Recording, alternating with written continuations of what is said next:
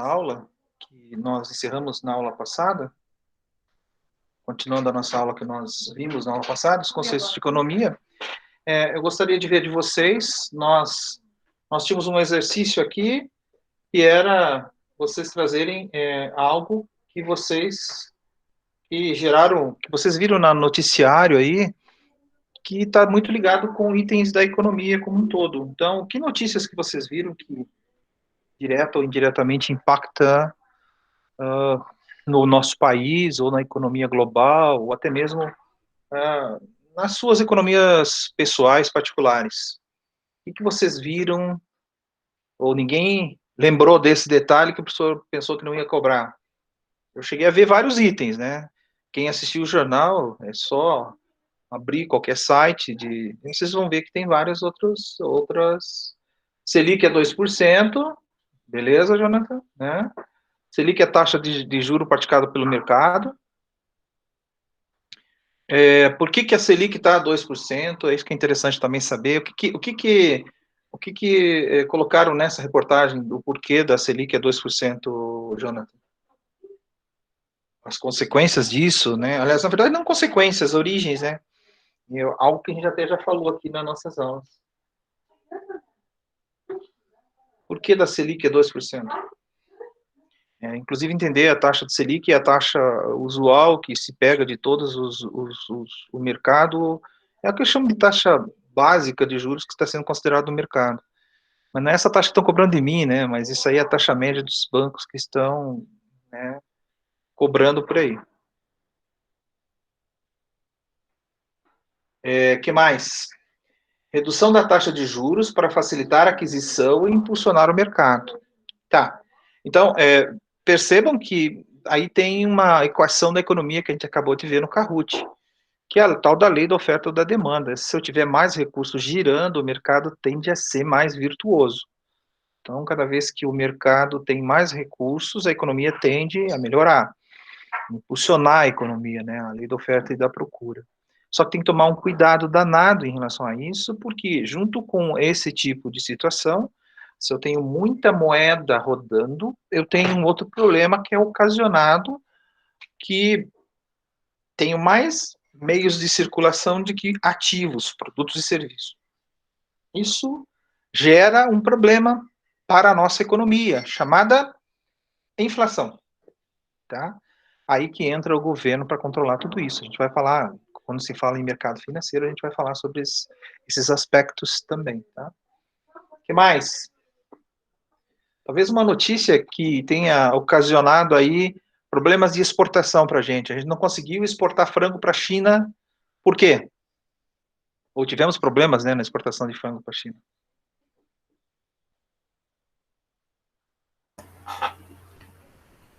Professor, Oi. eu li uma reportagem nessa questão que eles encontraram, detectaram o coronavírus nas asas dos frangos brasileiros. Eles falaram que na embalagem, né? Porque disse Isso. que no alimento é improvável isso acontecer. E vamos lá, vamos ver o impacto geral na economia. O que vocês entendem com isso, né? Se vocês forem ver bem isso, nós temos um impacto, né? Qual seria esse impacto? Se nós reduzirmos as nossas exportações, mesmo que seja para uma empresa aqui, porque quando cai para uma empresa, então um país diz assim, ó, não estou mais importando do Brasil frango. Outro país vai lá assim, não, também vou, perigo, né, importar, e daí começa todo mundo parar de importar frango do Brasil. Nós acabamos afetando o nosso produto interno bruto. Por quê? Nós não estamos conseguindo entrada de divisas, que são recursos de venda desses produtos lá fora. Porque numa exportação, eu estou trazendo dólares ou outra moeda para dentro do país. Uma exportação, né? Quando eu estou importando, eu estou fazendo justamente o processo inverso. Eu estou pagando, levando para outro país. Então, o ideal para uma empresa, assim, vamos dizer assim, para aumentar o PIB, é uma equação bem básica, né? Eu exportar mais do que importar, em todos os sentidos. Eu estou falando em moeda ou produtos ou serviços, tá? E nesse caso aí, vamos lá, é parte do agronegócio, nós somos grandes exportadores de carne, né? O agronegócio nosso está muito fundamentado aí em algumas bases. Uma delas são os grãos e carne, são fora minérios e tudo mais, são vários. Mas eu diria que a agropecuária como um todo, ele tem um grande peso no PIB. Então, como a gente acabou de falar que a agropecuária é fundamental, tem um grande peso, o que ocorre se por acaso um país desse começa a ter problema?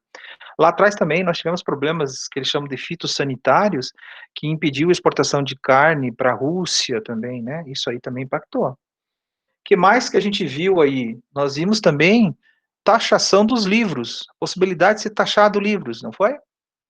A criação do imposto sobre o valor adicionado e extinção de outros impostos.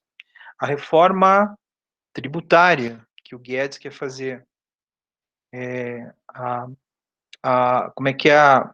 Gastos que podem estourar aí o orçamento da União. Então, o Guedes está tendo que rebolar para ajustar essa equação, né? Que nós estamos dando auxílio emergencial para todo mundo, e isso vai ter um preço lá na frente, né? A criação de novos impostos, que sejam eles parecidos com o CPMF, com a CPMF. E daí a gente já vê também uma briga no Senado e no Congresso de que não querem criar impostos, né? Ó, também tem outro aqui, o Jonathan falou sobre imposto verde sobre a emissão de carbono. Então, são notícias que envolvem aí a parte ambiental também, né? A parte ambiental também foi afetada com essas queimas aí que está acontecendo no Amazonas e principalmente no Mato Grosso, né?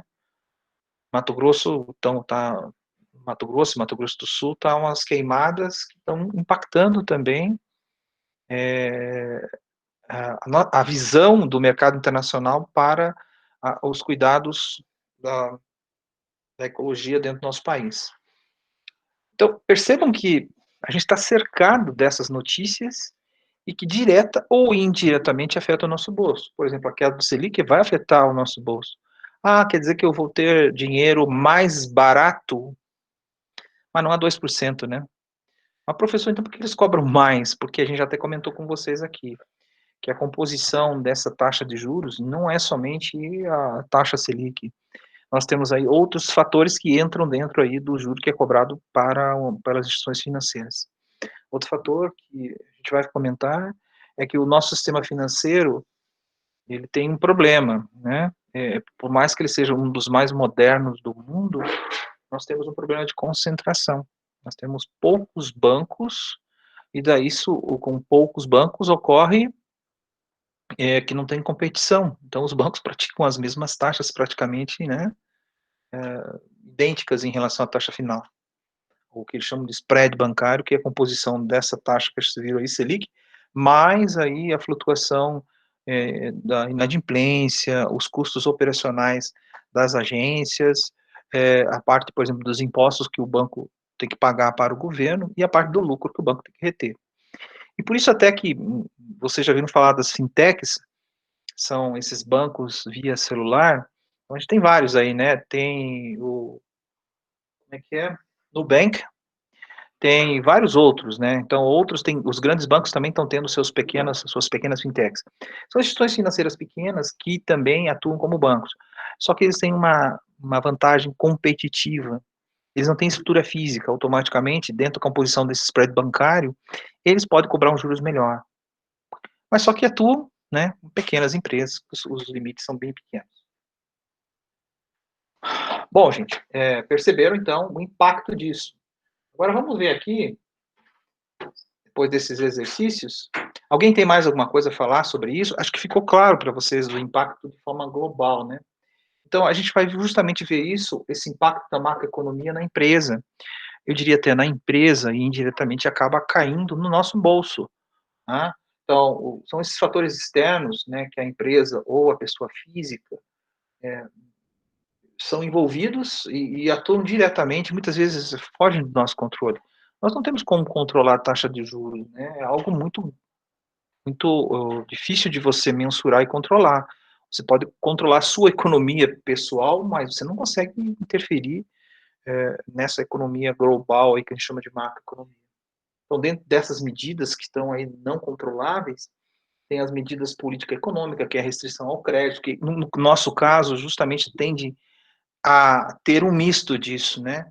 Nós estamos tendo restrição de crédito por conta da inadimplência, mas tem muito dinheiro no mercado aberto aí, inclusive parcelamento, por conta de que foi jogado uma enxurrada de dinheiro via esse auxílio emergencial. Então nós temos aí contrapontos, mas não é para todos, né? Política cambial de juros, então juros estáveis, só que o câmbio lá em cima, né, o dólar cotado, ou dólar e outras moedas subindo bastante, abertura de mercado, mediante alterações de alíquotas. Na verdade, aqui está ocorrendo justamente o inverso, eles querem talvez aumentar alíquotas, principalmente não de importação, mas aí alíquotas do taxamento de alguns produtos. Um deles, né, o pessoal ainda está batendo muito até nas redes sociais, é com relação à taxação, que indiretamente vai acabar caindo nos livros, que até então eram isentos. Então, isso, de uma certa forma, afeta vocês estudantes, né? Então, comprar um livro hoje tende a ficar mais caro por conta disso. Então, eu separei aqui em alguns itens que a gente já até viu que diretamente, mas que envolvem a empresa ou a pessoa física, que são por conta desse macroambiente. São valores éticos e sociais, costumes e práticas comerciais, recursos humanos e mão de obra, processo jurídico e proteção aos credores, sistema financeiro e bancário, natureza da nossa economia, recursos naturais e de clima, e política e governo federal, estadual e municipal.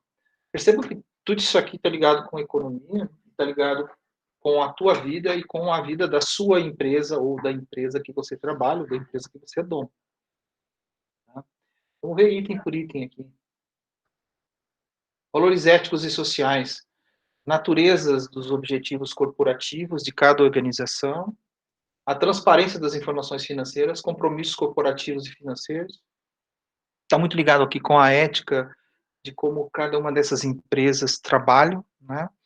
Nós vimos exemplos aí que, na verdade, está acontecendo muito, as organizações hoje tendo que fazer o que eles chamam de governança corporativa. Já viram falar nesse termo? Ou você já assinaram algum documento em relação à governança corporativa? Dentro das suas organizações? Sim ou não?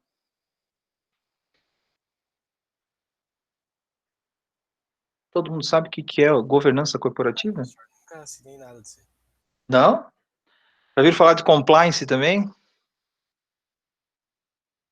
Hoje, assim, grandes corporações estão deixando ciente aos seus funcionários, aos seus comandados, de que eles devem atuar de forma ética dentro dos seus compromissos e dentro do seu contrato de trabalho, né? Eu trabalhei em vários bancos, né? E dentro desses bancos, principalmente no HSBC, não cansava de ver, cansei de ver assinar documentos e ver vídeos e ver sobre a parte de compliance, fazer a coisa certa, quais as responsabilidades dos funcionários, quais são as implicâncias se ele infringir algumas normas que a empresa, ou muitas vezes está claro para a empresa, mas ela a todo instante falava. Por exemplo, no meu caso, ou em casos aí de chefia ou tudo mais, como eu também trabalhava em um banco, nós tínhamos o cuidado de preservar as informações em função do sigilo bancário. Então, nós tínhamos, está muito claro que a gente não podia passar nenhuma informação de empresa, nada para fora, que estaria no banco. Cuidado em fechar gavetas, cuidado em deixar o computador desligado, tomar cuidado em recusar brindes, máximo que você poderia, tinha até, acho que era $100 que você podia receber de brinde, porque daí tinha conflito de interesses envolvidos. Então, tudo isso estava dentro de uma, que eles chamam de governança corporativa e da compliance dentro da organização, que, na verdade, é deixar muito claro o que o funcionário deveria trabalhar de forma ética dentro das organizações. Isso, inclusive, foi um grande problema que aconteceu na Petrobras, que a Petrobras não tinha isso. Na época aconteceu todo aquele rolo lá, que, né, meteram a mão direto na Petrobras por conta disso. Mas parece que essa parte de ser leal, trabalhar certo, é meio que intrínseco em cada, não precisa estar no papel, mas as organizações estão se preocupando com isso, de dizer, olha, ele sabia que não poderia fazer isso, isso aqui está assinado, ó, ele assinou. Então isso tem que estar registrado. Então cada vez mais as organizações estão trabalhando com isso. Infelizmente, a gente está vendo isso nas grandes organizações, mas nas pequenas organizações deveriam de ter também. Por quê? Porque a gente tem que pensar que muitas coisas que estão na educação de cada uma das pessoas, né, às vezes ética não está na cabeça deles, e eles têm que estar, o empresário como todo tem que estar informando isso, né, do que é ético, o que não é ético. Alguns itens que aparentemente parecem ser naturais, eu vou pegar né, um brinde de $500, espera lá, isso aí você já está envolvendo com, você indiretamente está dentro de um processo de corrupção. O cara já está te dando, e eu sou da área de compras. Pensa se isso não está envolvendo compliance ou envolvendo a parte ética. Então aqui nós estamos falando, quando se fala em valores éticos e sociais, as organizações cada vez mais, principalmente depois de vários escândalos que estavam acontecendo, nos Estados Unidos isso foi depois de vários de escândalos que aconteceram lá, a partir de 2008, teve quebra de vários bancos por conta disso, então eles começaram a implantar, inclusive tem uma lei chamada SOX, é o nome uma abreviação, aonde que prega muito os controles internos das organizações e diz os impactos de que se por acaso as organizações não aplicaram aquela lei lá nos Estados Unidos. Então, para que você possa, por exemplo, atuar dentro da Bolsa de Valores americanas, você tem que estar alinhado com essa lei, que a gente chama lei que envolve compliance e finanças corporativas. Então, essa transparência é fundamental e tem que estar sendo considerada quando se envolve economia e em relação à empresa. A parte política, aqui, no caso do contexto Brasil também, tá? É a natureza do sistema de governo. Nós somos uma democracia, só que ainda somos uma democracia muito jovem. E isso dá para perceber muito claramente. Por quê? Porque ainda estamos aprendendo a votar, né? Isso fica muito claro para todo mundo. Nós temos um sério problema de educação no sentido de investimento na educação, ele é muito escasso, e principalmente investimento em educação básica. Então, eu sinto muito isso porque eu dou aula para o ensino superior e a gente tem muita dificuldade desses pessoal que está saindo do ensino médio e está ingressando na universidade, tem falta uma base muito grande, e daí o professor universitário tem que estar dando uns 10 passos atrás para poder trazer o aluno para o ambiente universitário. Então, a nossa educação básica carece muito.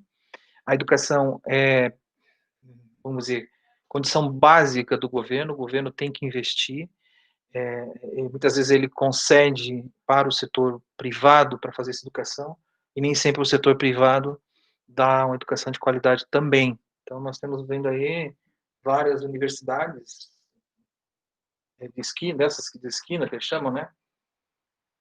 E com qualidade, assim, a desejar.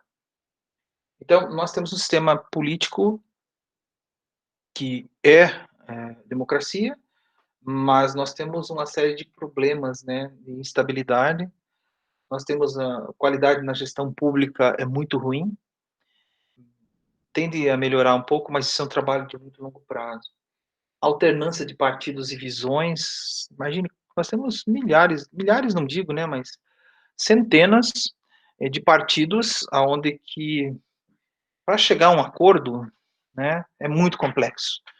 Então, esse acordo aí é difícil, e daí essas diferentes visões faz com que haja uma polaridade incrível e as decisões também sejam polarizadas. Influência, patrocínio e corrupção. Então, se eu dissesse que resumir tudo isso aí, até colocaria mais coisas nos nossos aspectos políticos. Nós temos que melhorar muito ainda. Não que em outros países, por serem desenvolvidos, não tenha isso.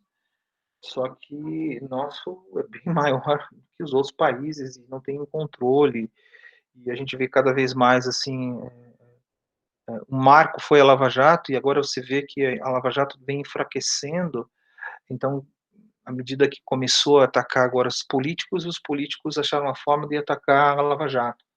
Então, consequentemente, a Lava Jato enfraquece e abre novamente as portas para a corrupção, né? E os políticos nadam de braçadas nessa situação. Então, vivemos em um ambiente político complexo. Recursos naturais, temos energia através da eletricidade, claro, a nossa energia é muito por conta de hidrelétricas, mas também estamos aumentando a participação de energia eólica e entre outros tipos de energia, mas o petróleo ainda é a nossa base. Água, nós somos um país rico em água doce, inclusive é uma matéria-prima que muitos países não têm, então nós temos um diferencial competitivo por isso. Só que é um material, assim, que aparentemente tende a ser escasso. Veja aí a nossa crise que a gente está tendo nessa seca aqui na região sul, né? E cada vez mais não tem a preocupação de renovação, de cuidado com o meio ambiente, que de uma certa forma acaba reduzindo aí as nossas fontes de água. Mas ainda somos um país rico em vários recursos naturais e clima. Alimentação e outros recursos essenciais, né? Não precisa dizer, né? Quando você vai para fora, você até identifica muito claramente que nós comemos muito bem aqui no país. Sazonalidade da produção de alimentos, perfeito, né? Temos regiões onde que trabalho, mas nosso país é inteiramente cultivável, então a gente consegue cultivar de norte a sul, de sul a norte, de leste a oeste. Temos inundações, secas e tudo mais, mas não sofremos de outros males que são pior, que são terremoto, furacão, embora que ultimamente venha uns tornadinhos aí bem pesado, né? Mas é muito por conta dessa movimentação que está acontecendo no clima. Mas eventos climáticos, o máximo que a gente tem aqui são inundações e secas. Então, aqui a gente ainda consegue se virar. Na parte econômica propriamente dita, nós temos um nível de desenvolvimento. Ainda somos considerados um país emergente, junto com China, com os BRICS, né? Então, é Brasil, Rússia, Índia, China e África do Sul, né? O S é de South America. Tá? South Africa, né? África do Sul. Então, nós ainda somos um país em desenvolvimento. Ainda, por que nós somos em desenvolvimento? A nossa economia bem é baseada no setor primário, basicamente na agropecuária. A natureza, basicamente, a agricultura, né, como eu já falei, indústrias ainda estamos melhorando, serviços também. Performance, crescimento, distribuição de renda. Crescimento, nosso PIB nos últimos 3 anos teve quedas radicais, agora que a gente está conseguindo recuperar, veio a pandemia. Distribuição de renda, somos péssimos, né? Então, nossa renda per capita está muito concentrada nas grandes fortunas, então grande parte da economia está na mão de grandes investidores, então não tem uma distribuição equitativa, mas muito por conta de políticas de governo. Gestão de câmbio está melhor, já foi pior, performance da gestão da inflação. Aqui a nossa inflação está controlável, mas não por conta de administração, e sim porque a economia parou. Então é óbvio, né? A gente já até falou isso aqui. A economia parou, então tem mais produtos e serviços rodando do que dinheiro, né? Vamos dizer que agora talvez seja um misto disso, porque nós estamos vivendo um momento diferente. Taxa de juros também, por conta disso, a taxa de juros reduziu, balança comercial, como falei, estamos ainda com problema, abertura, importações e exportações, exportamos bastante, nosso PIB estava até melhorando, mas eu não sei agora, pós-pandemia, como é que vai ficar. Estamos em franca recuperação, então, economicamente, podia dizer a vocês que estamos melhorando. Instituições financeiras, como eu falei para vocês, né? Então, está envolvida a economia? Sim. Instituições financeiras, nós temos problemas de solvência. A dimensão das instituições financeiras, primeiro, as instituições financeiras nossas são concentradas, difícil quebrar, porque nós temos um sistema financeiro muito estruturado, tá? Um sistema financeiro que dá um show em outros países, por conta muito de que nós passamos por vários planos econômicos e fomos obrigados, os bancos foram obrigados a se atualizar tecnologicamente, né? Então, na década de 80, a gente já tinha agências online. Então, enquanto que se você for ver em outros países, ainda não existe isso em alguns países, só para vocês terem uma ideia. Ainda é um mercado fechado. Em 97 foi aberto o mercado para instituições estrangeiras, o primeiro, inclusive, que entrou foi o HSBC. Temos uma quantidade de bancos grandes muito pequena, bancos que definem o mercado, né? Nível de concentração, então são poucos bancos e isso atrapalha essa parte do sistema financeiro.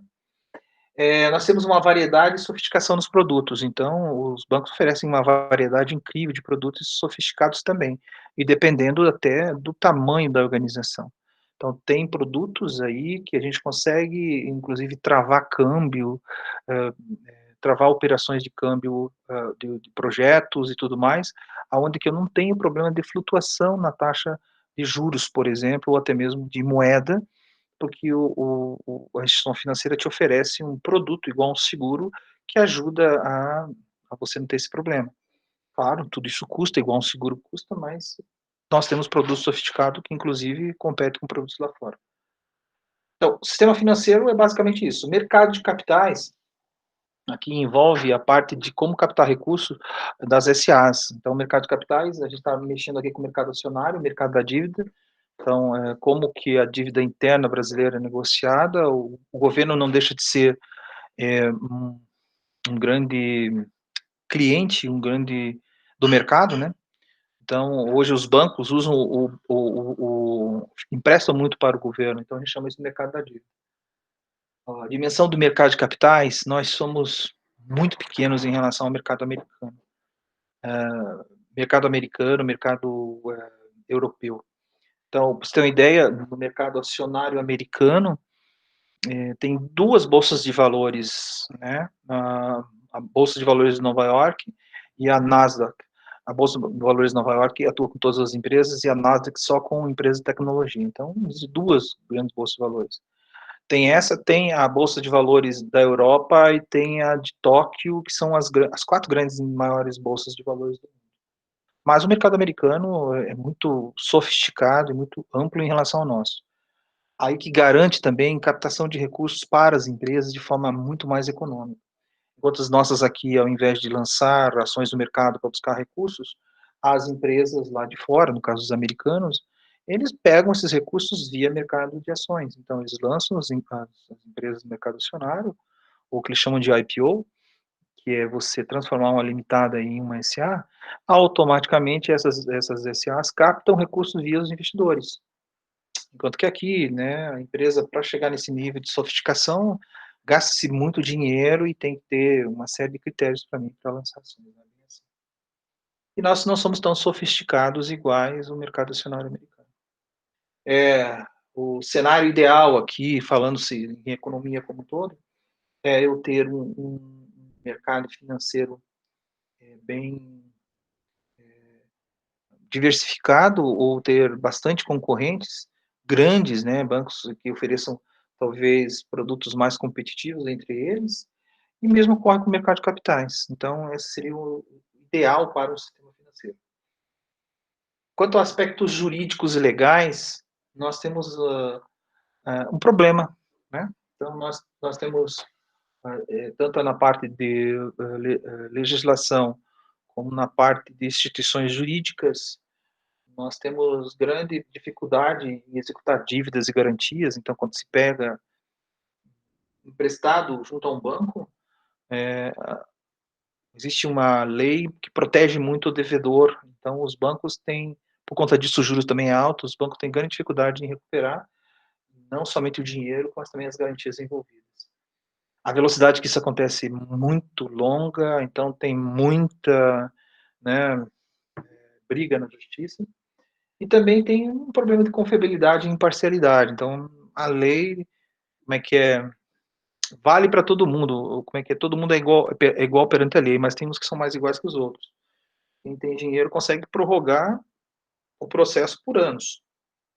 Em relação a recursos humanos, nessa nossa economia como um todo, nós também temos um grande problema. Nós não temos disponibilidade de recursos humanos capacitados para para você captar no mercado tão facilmente. Talvez tenhamos recursos humanos, mas não com capacitação. E as empresas hoje são exigentes em relação a isso. Nós temos traços culturais, né, então, regiões, ainda muitas regiões têm traços culturais bem distintos. Em algumas regiões no norte e nordeste ainda existe, por exemplo, grandes organizações que tomam conta do estado até, né, e estabelece uma forma de atuar, diferente do que acontece em outras regiões do nosso país. Em relação à especialização também, qualificação, eu diria que educação é um ponto chave nesse processo aqui, tá, gente. São poucos mestres e doutores, nós formamos poucos. Só para vocês terem uma ideia, níveis de mestrado em relação ao, se vocês tiverem que dar um percentual, quantos vocês acham que tem de mestres no nosso país? Quantos vocês acham que tem em relação ao total de pessoas que concluíram o ensino superior? É isso aí, 3%. É muito pouco, né, gente? Nossa, mãe. Então, enquanto os países esse percentual chega a 30, 40%, é aí que está a diferença, nós não geramos tecnologia, nós consumimos tecnologia, isso faz com que o nosso país, né, tenhamos um grande problema. E em relação a recursos humanos, nós também temos o custo dessa mão de obra. Então, as leis trabalhistas em outros países tiveram uma evolução muito grande, diferente do que aconteceu em nosso país, onde que nós temos uma legislação trabalhista, que agora foi, você viu uma pequena emenda, mas ela é de 1946. Então, o mundo mudou bastante de 46 para cá e essas relações trabalhistas mudaram bastante. Cada vez mais tende a mudar. Imagine agora, depois dessa pandemia, vai surgir fatalmente novas funções e que muitas vezes você não precisa mais estar dentro da organização. Então, a gente vai alterar isso aí. Então, cada vez mais você vai trabalhar por hora, igual acontece nos Estados Unidos. Eu sempre falo assim para meus alunos que a gente vê muito claramente pessoas indo para fora do país eh, sem sem ter os benefícios de uma CLT nos Estados Unidos, no Canadá, mas preferem sair para fora do país do que vindo americano ou canadense para cá para ter o benefício da CLT. Mas claro, nós estamos falando de países onde tem estruturas que podem suportar aquilo que o Estado não nos faz aqui no nosso país. Tá bom? Costumes e práticas comerciais aqui, ó. O que nós temos aqui? Compromissos pessoais e financeiros, alavancagem das empresas. Aqui é o endividamento, né? O endividamento tanto das empresas como das pessoas físicas. Então, cada vez mais as empresas ficam muito endividadas. A gente viu quando estamos falando lá na parte de administração, o quanto das empresas no nosso país são de pequenas e médias empresas. Então, é um percentual muito grande.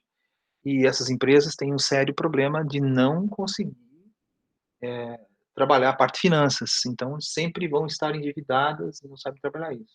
E utilizam aí para atender suas necessidades bancos, que é o ideal, não utilizar banco, quando utilizar banco usar taxas menores ou estar com garantias. Também, se puder abrir o capital, daí você, ao invés de buscar com banco, você busca com investidores esse recurso. Então, tudo isso influencia muito na capacidade de gerir uma empresa. Outro ponto é em relação à utilização das instituições financeiras cada vez mais intensa. Então, os bancos acabam sendo, ao mesmo tempo, os órgãos que ajudam a empresa a crescer, mas ao mesmo tempo eles ajudam a empresa a quebrar, né. Então a gente usa assim, tinha um termo em crédito que a gente falava assim, ó, tem que tomar muito cuidado que o dinheiro, no caso de um financiamento, ele pode funcionar como um remédio ou como um veneno, dependendo da quantidade e a forma com que você aplique. E é uma verdade, tá. Então se as empresas não sabem utilizar corretamente esse recurso, ele pode ser um veneno. A qualidade das informações dos birôs de crédito, então quando a gente está concedendo crédito, o birô de crédito é Serasa, Cepoc, é muito ruim a qualidade, a gente não consegue ter uma definição clara, então vai depender muito da especialidade de cada um na área que envolve a decisão de crédito. Quem decide crédito, se é um banco, tem que ter especialistas ou até mesmo dentro das organizações.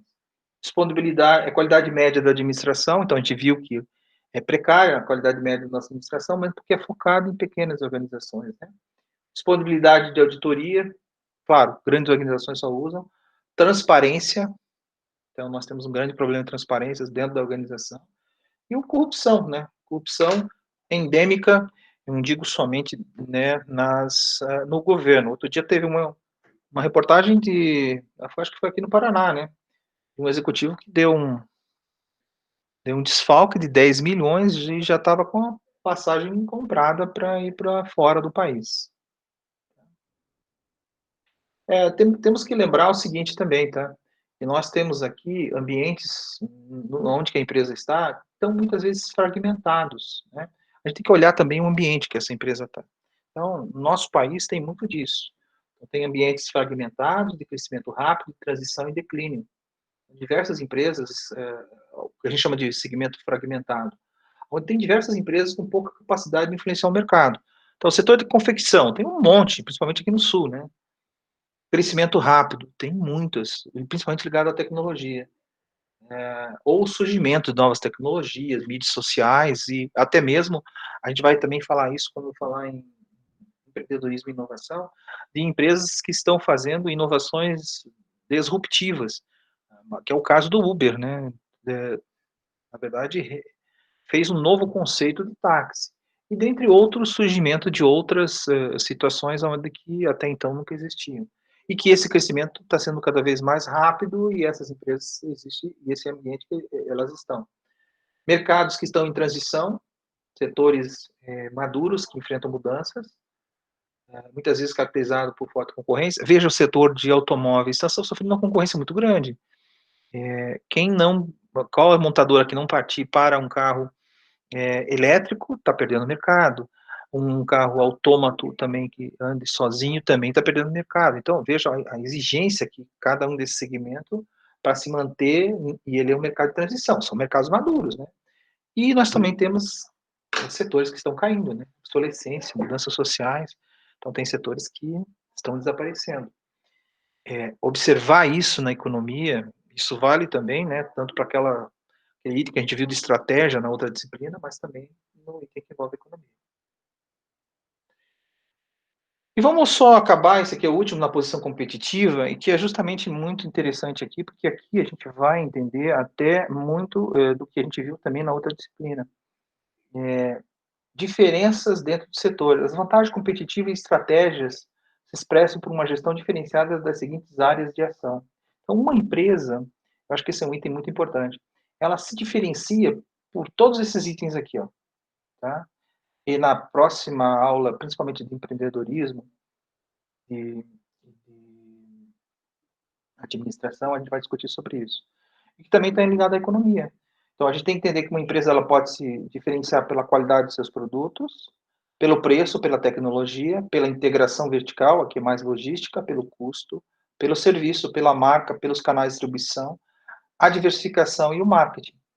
Tem empresa que atua em todas as áreas e que é perfeita por causa disso. Mas é a forma competitiva pelo qual ela se destaca, tá bom? Pessoal, eu sei que é um conteúdo bem intenso, né? Deixa eu ver aqui. Na próxima aula a gente vai falar sobre a parte de dependência de governo. Eu só quero... Tem os links que eu deixei para vocês lá na nossa primeira... Na aula passada, que explica, inclusive, a parte de economia, que eu acho que é interessante. Não sei se vocês tiveram acesso. Todo mundo conseguiu acessar esses links? Ouvir esses links lá no AVA? Tem alguém aí que consegue conversar Sim, comigo? sessão, professor. Eu consegui. Conseguiu? Interessante a forma como está lá? Professor, eu só criei a conta lá, não cheguei a ver o conteúdo. Não leu o conteúdo? Tá. Mas leia os conteúdos dos links. Na verdade, ele gira dentro do YouTube uns filminhos que explica economia, escassez, PIB, macroeconomia, curva de oferta e demanda, de uma forma bem lúdica. Até deixei isso para vocês poderem colocar lá.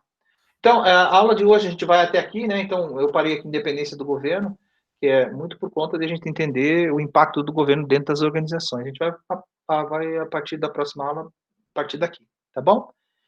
Ficou alguma dúvida? Eu sei que é inteiramente conceitual, mas aqui a economia, vocês percebem, é justamente essa parte, deixei para explicar para vocês, que a economia, embora que seja muito conceitual, ela está muito ligada com a vida da gente, direta ou indiretamente. Da gente, da empresa onde a gente trabalha, das relações que a gente tem com o mercado. Tá? Na hora que eu for fazer compra, tem alguma coisa a ver? Tem. Na hora de eu obter crédito também está ligando com a tua vida. E se o governo não atuar de forma coerente, os reflexos vão cair também para dentro da sua empresa e para dentro da sua vida pessoal. Pessoal, vocês têm alguma dúvida até aqui? Eu sei que a gente até estendeu um pouquinho mais a aula, mas vocês conseguiram identificar comigo pelo menos umas 12 pessoas, né? Eu vou parar e interromper a nossa gravação, senão vai ficar uma gravação imensa.